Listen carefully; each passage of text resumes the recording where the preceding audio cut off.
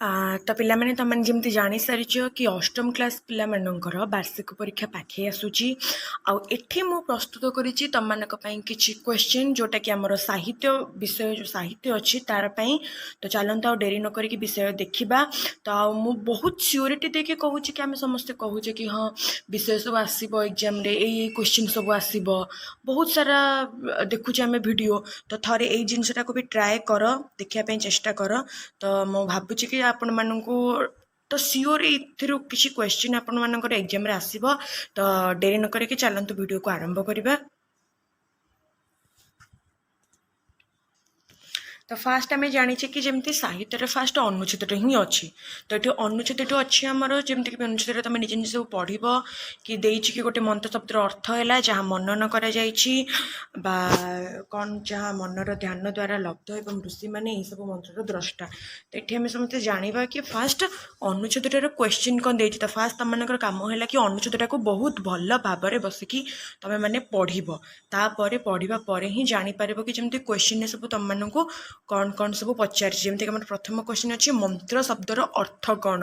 तो मंत्र शब्दर अर्थ कौन ना ये तुम मानक कि मंत्र शब्दर अर्थ कौन देछि ना मंत्र शब्दर अर्थ है जहाँ मनन करा जहाँ मनर ध्यान द्वारा लब्ध एवं ऋषि मैंने यही सब मंत्रर द्रष्टा। तो तुम मैंने आराम से लिखिपार कि कौन ना मंत्र हूँ कौन जहाँ मनर जहाँ मनन करा जहाँ मनरे ध्यान द्वारा लब्ध एवं ऋषि मैंने ये सब मंत्रर द्रष्टा आपको कह जाए कौन मनन। तो लिखिपार देन मंत्र शब्दर अर्थ हूँ। देन नंबर 2 आसला कौन मंत्र गुड़ी को चिरंतन और शाश्वत बोली कहीं कहुई। अच्छा मंत्र को चिरंतन और शाश्वत कौन पे कहुई तेरे देखा चिरंतन और शाश्वत आम कौन पे कहीचे मंत्र को धर एमती किसी कौन तुम मानक पढ़ी अनुच्छेद आ तुम मैंने तार आंसर बाहर कर पारन कौटू लिखिबू कौन लिखुची। तो सब बड़े फास्ट कौन कर क्वेश्चन की वार्ड को उठिब क्वेश्चन कौन देछि ना मंत्र गुड़ी को चिरंतन और शाश्वत बोली कहीं कहुई। तो तुम मैंने जीव कि कौटी चिरंतन शब्द आ शाश्वत शब्द कौटी लिखाई आम ये पाईगले कि चिरंतन आ शाश्वत शब्द कौटी लिखाई ये लिखाई ये चिरंतन और शाश्वत कौन पे मंत्र को चिरंतन और शाश्वत कहुई कहीं यही मंत्र गुड़िक क्षुद्रादपि कौन ये आम पढ़ले ये मंत्र गुड़िक क्षुद्रादपि क्षुद्र जेपरि संपत्ति बुद्धदेव ख्रीष्ट आदि महापुरुषों मध्य सेहीपरि संपत्ति कारण एगुड़िक सार्वभौम तत्व यह मंत्र गुड़िकर केबे सृष्टि होई नाही तेणु एगुड़ी को चिरंतन और शाश्वत कहुई। कहीं मंत्र हूँ कौन जदि मुख निःसृत बाणिकी आम कौन कह जब मुख निःसृत किसी बाहरी जाइए जो मानकर जो कौन जमीक आम जो वीर पुरुष मैंने रहिले तो मुखर जब किसी बाहरी जाए से हूँ मंत्र। तो मंत्र कौन हो चिरंतन कौन पे ना थे जब जो जिनसा गोटे बाहरी जाए से चिरदिन रहा चिरदिन कौन रहा तो से मंत्र गुड़ी को चिरंतन और शाश्वत बोली कहुई। तो ये देखा जेपरी कहुई कि क्षुद्रायुक्त अपि क्षुद्रादपि क्षुद्रादपि तो सेपरी बृहदयुक्त अपि कौन हम बृहदपि बृहदपि। तापरे नंबर 4 नंबर टे आपण मान आगे देखा अनावृत शब्दर विपरीतक अर्थबोधक शब्दटी को अनुच्छेद बाछ। अच्छा अनावृत अनावृतर विपरीत शब्द कौन आवृत कौटी लिखाई आवृत देखीदेव कौटी लिखाई आवृत मंत्र गुड़िक आवृत थाए। तो जानिले कि आम ये आंसर लिखाई कि अनावृतर कौन आवृत जोटा कि आमर अच्छी आम पाराग्राफ भितर अच्छी मंत्र गुड़िक। तो ये नंबर 5 देखा कि मंत्र गुड़िक कहार निजस्व संपत्ति नुहे बोली कहीं कहुई कहीं कहुई कि से निजस्व संपत्ति नुह बोली कहीं देखु लिखाई कि मंत्र गुड़िक कौन मानव गोष्ठीर अबा कौन विशेष नर नारी निजस्व संपत्ति नुह माने जेकोसी आम कहले कि मंत्र क्या द्वारा ना मुनि ऋषि जो बाणी को मंत्र कहुचे। तो मंत्र गुड़िक कौन मानव गोष्ठी अथवा कौन विशेष नर नारी निजस्व संपत्ति नुह एटा कहार ना जहाँ मनर ध्यान द्वारा लब्ध एवं ऋषि मैंने ये सब मंत्र द्रष्टा। तो यही कौन ना कहार निजस्व संपत्ति नुह एटा हूँ कहार ना जिते महापुरुष बा महात्मा हूँ पछके एपरिक बुद्ध बा ज्येष्ठ कृष्ण भली श्रेष्ठ महापुरुष मानकर भी निज संपत्ति नुह। यही मत गुड़िक हूँ कौन କ୍ଷୁଦ୍ରାଦପି କ୍ଷୁଦ୍ରର ଯେପରି ସମ୍ପତ୍ତି ବୁଦ୍ଧଦେବ ଖ୍ରୀଷ୍ଟ ଆଦି ମହାପୁରୁଷମାନଙ୍କର ମଧ୍ୟରେ ସେହିପରି ସମ୍ପତ୍ତି। ତ ଏହି ସମ୍ପତ୍ତି ହେଉଛି କାହାର? ନିଜସ୍ୱ ନୁହେଁ। ଏହିପରି ସମ୍ପତ୍ତି ହେଉଛି କ'ଣ? ଏଇ ଯେଉଁ ମନ୍ତ୍ର ହେଉଛି କ'ଣ ନା ସମସ୍ତଙ୍କର। ଦେନ୍ ତାପରେ ଦେଖିବା, ତାପରେ ଆସିଲା ପଦ୍ୟାଂଶ। ଉପରଟା ଥିଲା ଗଦ୍ୟାଂଶ, ତାପରେ ଆସି ତୁମର ପଦ୍ୟାଂଶ। ପଦ୍ୟାଂଶଟା ଏଇଟା ଦେଖିପାରୁଥିବେ। ତାପରେ ଏଇଟା ତାର ଅଧା ରହିଲା। ଦେନ୍ ଦୂର ହେବ ଆମ ଦେଶରୁ ଦୁଃଖ ଆଉ ଦୁର୍ଗତି। ଉପର ପଦଟିକୁ ନିଜ ଭାଷାରେ ବୁଝେଇ ଲେଖ। ତ ଆମ ଦେଶରୁ ଯେଉଁ ଆମେ ଦୁଃଖର କ'ଣ ପାଇଁ ଦୂର ହେବ? ଦୁଃଖ ଦୂର କେମିତି ହେବ ନା ଆମେ ଜାଣିଛେ କି ଏଠି ଦେଖନ୍ତୁ ପଢ଼ା ହେଲା। ଆଚ୍ଛା, ବିଜ୍ଞାନ ଓ କାରିଗରୀ କୌଶଳ ଶିକ୍ଷା, ବିଜ୍ଞାନ ଓ କାରିଗରୀ ଶିକ୍ଷା ଯୋଗୁଁ ଆମେ ଜାଣିଲେ କ'ଣ ନା ସମସ୍ତେ ସାଥୀ ହୋଇ କୃଷି ଆଉ ଶିଳ୍ପ କ୍ଷେତ୍ରରେ ଆଗକୁ ବଢ଼ିବା। ଯାହାଫଳରେ କି ଆଗକୁ ଯାଇକି କ'ଣ ହେବ ନା ଆମ ଦେଶରୁ କ'ଣ ହେବ? ଦୁଃଖ ଦୂର ହେବ ବା ଦୁର୍ଗତି ଦୂର ହେବ। କେଉଁ ମାଧ୍ୟମରେ? କୃଷି ଆଉ ଶିଳ୍ପ କ୍ଷେତ୍ରରେ। ନମ୍ବର 2 ଦେଖିବା ତାପରଟା ପ୍ରଗତି ଶବ୍ଦର ଅର୍ଥ କ'ଣ? ଆଚ୍ଛା, ଏଠି ପ୍ରଗତି ଶବ୍ଦର ଅର୍ଥ କ'ଣ ଦେଲା ନା କିଛି ଜିନିଷକୁ ଆଗକୁ ବଢ଼ିବା ମାନେ କିମ୍ବା ନିଜସ୍ୱ ବଳରେ କିଛି ଜିନିଷକୁ ହାସଲ କରିବା ବା ଆଗକୁ ବଢ଼ିବା। ଦେନ୍ ତାପରେ ଦେଖିବା ବିଶ୍ୱବାସୀକୁ ଚକିତ କରିବାକୁ ହେଲେ ଆମକୁ କେଉଁ ସବୁ କାର୍ଯ୍ୟ କରିବାକୁ ପଡ଼ିବ? ତ ବିଶ୍ୱବାସୀକୁ ଚକିତ କରିବାକୁ ହେଲେ ଆମକୁ କ'ଣ କ'ଣ ସବୁ କରିବାକୁ ପଡ଼ିବ ନା ନୂଆ ନୂଆ ଗବେଷଣା ନୀତି। ଏଇଠି ଦେଖନ୍ତୁ କ'ଣ କରିବାକୁ ପଡ଼ିବ ନା ନୂଆ ନୂଆ ଗବେଷଣା ନୀତି ତଥ୍ୟ ବାହାର କରିବାକୁ ପଡ଼ିବ। ଶିକ୍ଷା ଆଉ ସଂସ୍କାରରେ ଅଭିନବ ପ୍ରୟାସ କରିବାକୁ ପଡ଼ିବ। ଆଉ କ'ଣ ସବୁ କରିବାକୁ ପଡ଼ିବ ନା ଗଗନକୁ ଆମେ କେମିତି ଛୁଇଁବା, ଶିକ୍ଷା ସଂସ୍କାର କ୍ଷେତ୍ରରେ କେମିତି କ'ଣ କରିବା, ଆକାଶକୁ ଛୁଇଁବା, ସେଇ ପ୍ରତି ଚିନ୍ତା କରିବାକୁ ପଡ଼ିବ। ତାପରେ ଦେଖିବା କୃଷି କ୍ଷେତ୍ରରେ ଆମେ କେଉଁ କେଉଁ ପରିବର୍ତ୍ତନ ହେଲେ ଆମ ଦେଶର ଉନ୍ନତି ହେବ ବୋଲି ତୁମେ ଭାବୁଛ? ତ କୃଷି କ୍ଷେତ୍ରରେ କ'ଣ କ'ଣ ସବୁ ପରିବର୍ତ୍ତନ ହେଇପାରିବ ନା କୃଷି କ୍ଷେତ୍ରରେ ଆମେ ଜାଣିଛେ କି ଆମେ ଏବେ କ'ଣ କରୁଛେ ନା କୃଷି କ୍ଷେତ୍ରରେ ରାସାୟନିକ ସାରର ପ୍ରୟୋଗ ଅଧିକ ମାତ୍ରାରେ କରୁଛେ। ଯଦି ଆମେ ରାସାୟନିକ ସାରର ପ୍ରୟୋଗ ବ୍ୟବହାର କମ୍ କରିକି ପ୍ରାକୃତିକ ଜିନିଷ ଯେମିତି ଆମେ ଜାଣିଲେ ପ୍ରାକୃତିକ ଯେଉଁ ସାର ଖତ ଏହିସବୁ ଜିନିଷର ବ୍ୟବହାର କରିବା। ଆଉ କ'ଣ କରିବା ନା ବିଭିନ୍ନ ପ୍ରକାର ଟେକ୍ନୋଲୋଜିର କିମ୍ବା ଯାନ୍ତ୍ରିକର ସହାୟତା ନେବା, ତାହେଲେ ଆମେ କ'ଣ କରିପାରିବା? କୃଷି କ୍ଷେତ୍ରରେ ଆଗକୁ ବଢ଼ିପାରିବା। ଆଚ୍ଛା, ଏ କ୍ୱେଶ୍ଚିନ୍ଟା ଏଠି ଟିକେ ଛୋଟ ହୋଇଯାଇଛି। ତ ଏଠି ନିମ୍ନ ସର୍ମଚାରିତ ଶବ୍ଦର ଅର୍ଥ କ'ଣ ଏବେ ଦେଖିବା। ଦୁଇଟା କୂଳ ଦେଇଛି। ଏଇ କୂଳ ଅର୍ଥ କ'ଣ? ବଂଶ।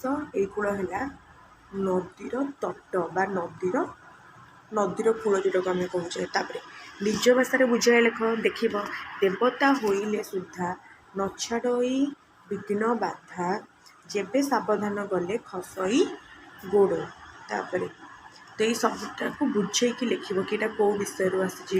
ଫାର୍ଷ୍ଟ ଲେଖିବ ଯେ ଉପରୋକ୍ତ ପଦ୍ୟାଂଶଟି ପଠିତ ଏଇ ବିଷୟରୁ ଆସିଛି, ଏହାର କବି ଏୟା, କବି ପରିଚୟ ଟିକେ ଲେଖିବ। ତାପରେ ନିଜ ଭାଷାରେ ବୁଝେଇ ଲେଖିବ ଦେବତା ହୋଇଲେ ସୁଦ୍ଧା।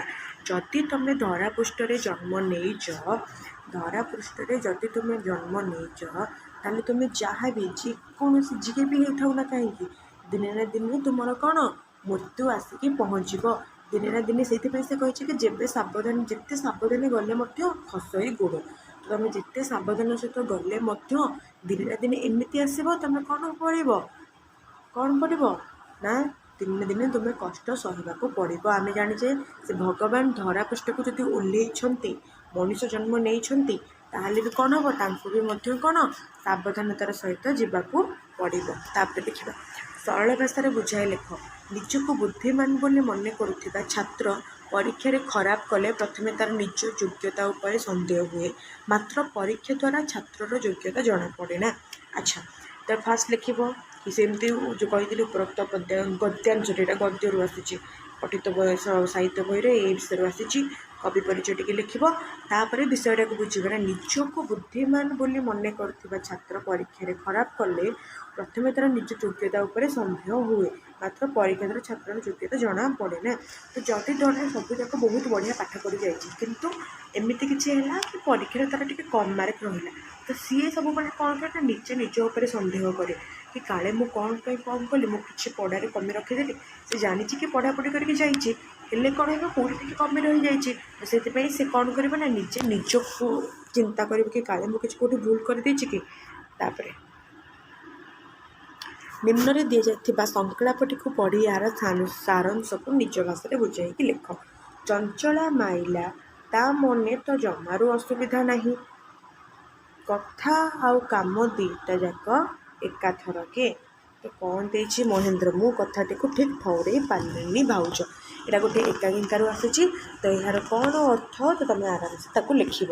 ତାପରେ ଏକ ପଦରେ ପ୍ରକାଶ କର। ଯେ ପରର ଉପକାର କରେ ସେ କ'ଣ? ସେ ପରୋପକାରୀ। କ'ଣ? ପରୋପକାରୀ। ରେଖାଙ୍କିତ ସ୍ଥାନରେ ସର୍ବନାମ ପଦ ବ୍ୟବହାର କରି ବାକ୍ୟଟିକୁ ପୁଣି ଥରେ ଲେଖ। ତ ସର୍ବନାମ, ଆଚ୍ଛା ସର୍ବନାମ କ'ଣ ନା ନାମ ପରିବର୍ତ୍ତେ ଯଦି ଆମେ କିଛି ବ୍ୟବହାର କରୁଛେ, କ'ଣ କହିଲି? ନାମ ପରିବର୍ତ୍ତେ ବ୍ୟବହାର ଶବ୍ଦକୁ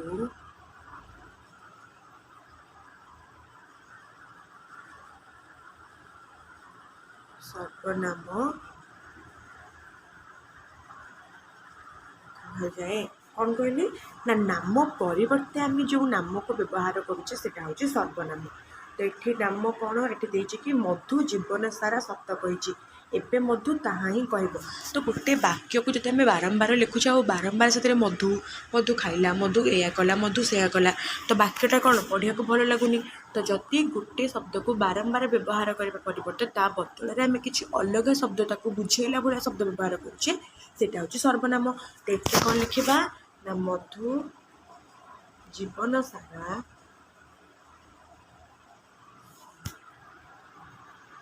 ସତ କହିଛି, ଏବେ ସେ। ତ ଏଠି ମଧୁ ବୋଲି ଆମେ କ'ଣ ୟୁଜ୍ କଲେ? ସେ ତାହା ହିଁ କହିବ।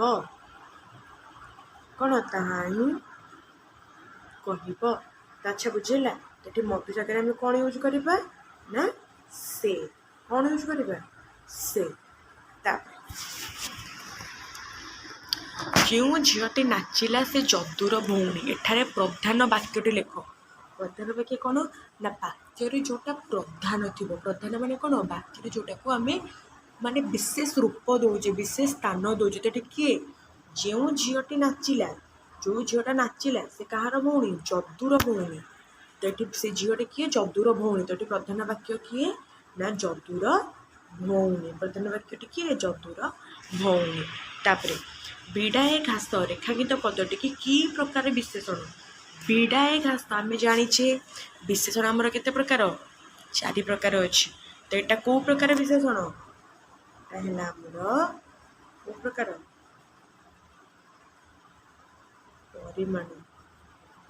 ପରିମାଣ ସୂଚକ ବିଶେଷଣ। କ'ଣ? ପରିମାଣ ସୂଚକ ବିଶେଷଣ। ଆଚ୍ଛା ତାପରେ ଆବିର୍ଭାବ ଶବ୍ଦର ବିପରୀତ ଅର୍ଥବୋଧକ ଶବ୍ଦ ଲେଖି ବାକ୍ୟରେ ବ୍ୟବହାର କର। ତ ଆବିର୍ଭାବର ବିପରୀତ କ'ଣ? କ'ଣ ବିପରୀତ? ତିରୋଧାନ। କ'ଣ? ଆବିର୍ଭାବ ତିରୋଧାନ। ତ ବାକ୍ୟ କ'ଣ ହେଇପାରିବ? ନା ରାମ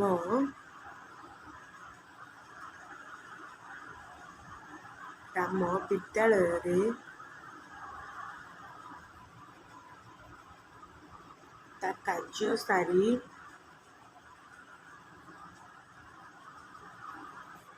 ଏବେ ତିରୋଧାନ ପାଇଁ ପ୍ରସ୍ତୁତ ହେଉଛି। ହେଲା କ'ଣ ହେଲା? ନା ରାମ ଏବେ ବିଦ୍ୟାଳୟରେ ତା କାର୍ଯ୍ୟ ସାରି ଘରକୁ ଯିବା ପାଇଁ ତିରୋଧାନ ପାଇଁ ପ୍ରସ୍ତୁତ ହେଉଛି। ହେଲା ତ ଆବିର୍ଭାବ ହେଲା ମାନେ କିଛି ଜିନିଷ ବାହାରିବ। ତିରୋଧାନ ମାନେ ଲୁକ୍କାୟିତ ହେବା। କଂସାରୀ ଘରର ପାରା ରୂଢ଼ିର ଅର୍ଥ କ'ଣ? କଂସାରୀ ଘରର ପାରା ମାନେ କ'ଣ? ଜନ୍ମରୁ ଚତୁର। କ'ଣ ସେ? ଜନ୍ମରୁ ଚତୁର। ତାପରେ ଦେଖିବା 20 ନମ୍ବର। ଯେକୌଣସି ଏକ ଆଶ୍ରିତ ବ୍ୟଞ୍ଜନ ବର୍ଣ୍ଣ ଦ୍ୱାରା ଥିବା ଶବ୍ଦଟିକୁ ଲେଖି ବାକ୍ୟରେ ବ୍ୟବହାର କର। ଆଶ୍ରିତ ବ୍ୟଞ୍ଜନ ବର୍ଣ୍ଣ କ'ଣ? ଯେଉଁଥିରେ ଆମେ କ'ଣ ଅନୁସାର, ବିସର୍ଗ, ଚନ୍ଦ୍ରବିନ୍ଦୁ ଯେଉଁ ଶବ୍ଦରେ ଏସବୁ ଜିନିଷର ବ୍ୟବହାର କରୁଛେ ସେଟାକୁ ଆମେ ଆଶ୍ରିତ ବର୍ଣ୍ଣ ବୋଲି କହିବା। ତ तो व्यंजन वर्ण मैंने तो आम जाचे। धर मु गोटे कहूँ दुख, शब्द लिख वाक्य व्यवहार दुख। तो गरीबटी तार अवस्था देखी दुख अनुभव करुची।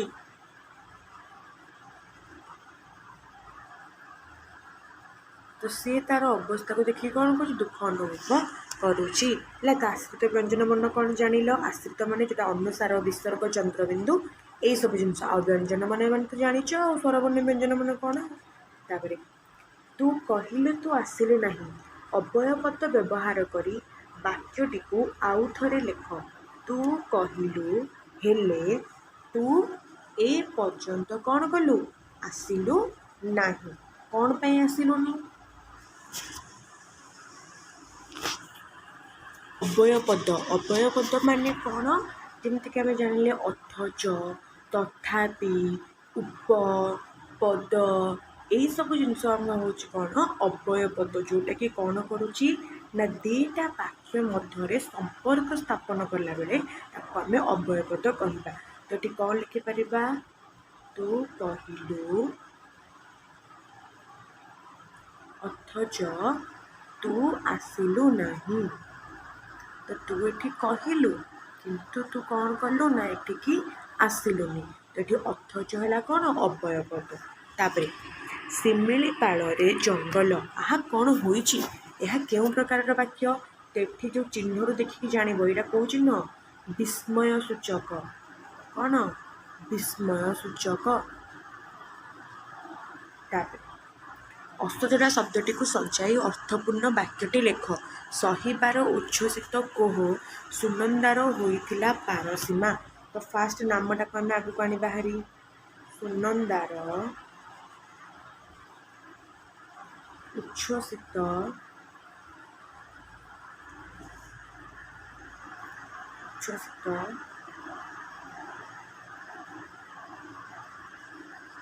कोह सहीबार सीमा पार होइथिला।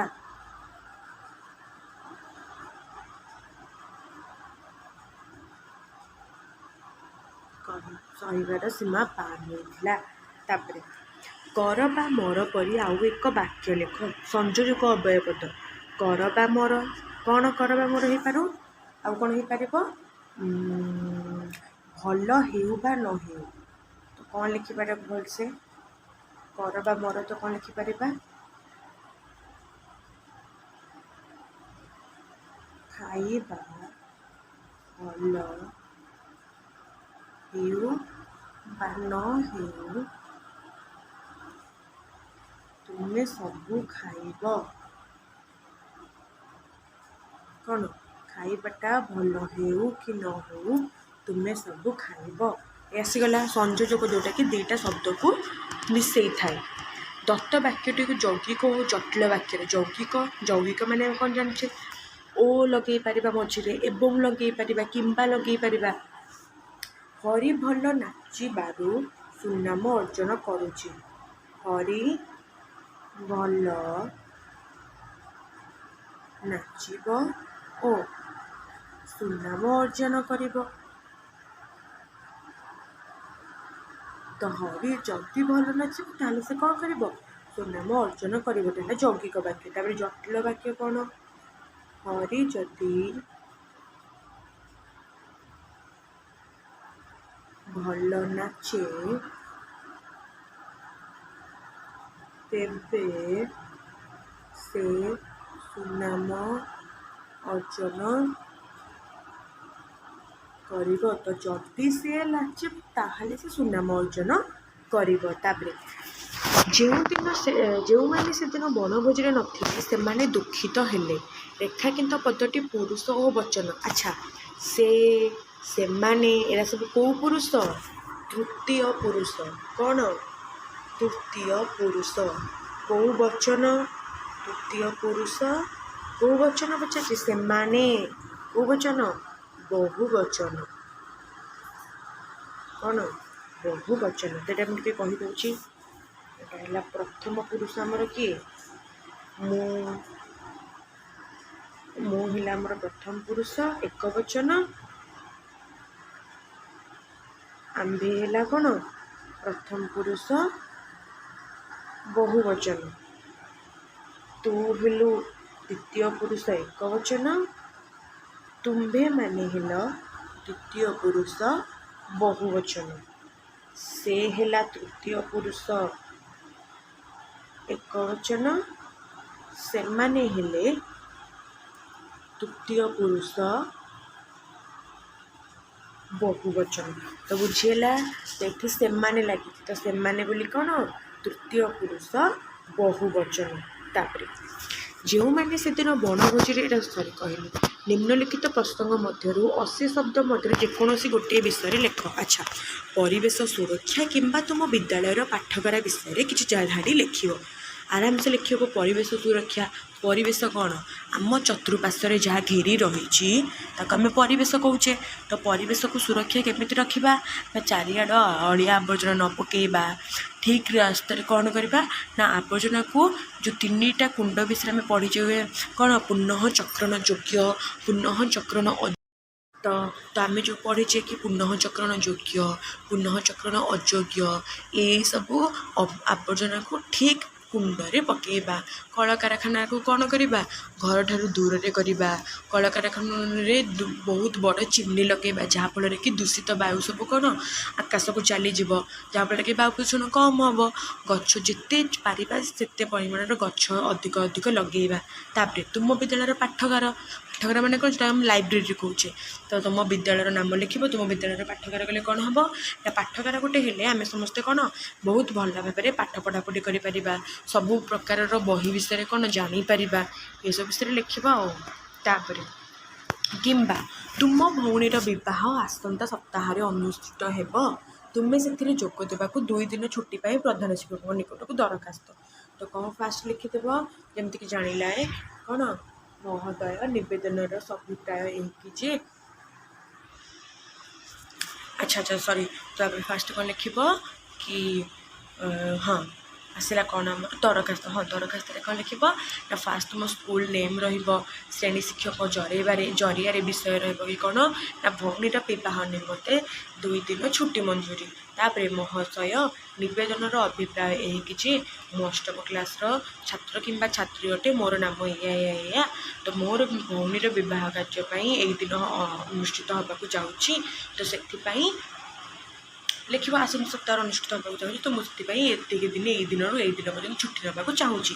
ତ ଆପଣ ଯଦି ମୋତେ ଏତିକି ଦିନ ଛୁଟି ମଞ୍ଜୁରୀ ଦେବେ, ତାହେଲେ ମୁଁ କ'ଣ ଚିର ଉପକୃତ ହେବି। ତା ତଳେ ଲେଖିଦେବ କି ଆପଣଙ୍କର ଆଜ୍ଞାଧୀନ ଛାତ୍ରଛାତ୍ରୀ ବା ଛାତ୍ରୀ, ତୁମ ନେମ୍, ତୁମ କ୍ଲାସ୍, ରୋଲ୍ ନମ୍ବର, ଆଉ ଏପଟେ ଶ୍ରେଣୀ ବିଦ୍ୟାଳୟର ନାମ ଲେଖିବ। ଆଉ ଏତିକି ଆଉ। ଆଚ୍ଛା, ତ ସମସ୍ତେ ମନ ଦେଇକି ପଢ଼ାପଢ଼ି କର। ମୁଁ ଆଉ ସବୁ ବାକି ସବଜେକ୍ଟର ବି କ୍ୱେଶ୍ଚିନ୍ ଆନ୍ସର୍ ଟ୍ରାଏ କରିବି ଜଲ୍ଦି ଆପଣମାନଙ୍କ ପାଖରେ ପହଞ୍ଚିବା ପାଇଁ। ତ ଆପଣଙ୍କୁ ଯଦି ଭିଡ଼ିଓଟା ଭଲ ଲାଗିଲା ତ ନିହାତି ରୂପେ ସବସ୍କ୍ରାଇବ୍ କରନ୍ତୁ, ଲାଇକ୍ କରନ୍ତୁ, ଆଉ ଚ୍ୟାନେଲ୍ରେ ଏମିତି ଯୋଡ଼ି ହେଇକି ରୁହନ୍ତୁ। ରହୁଛି, ନମସ୍କାର, ଜୟ ଜଗନ୍ନାଥ।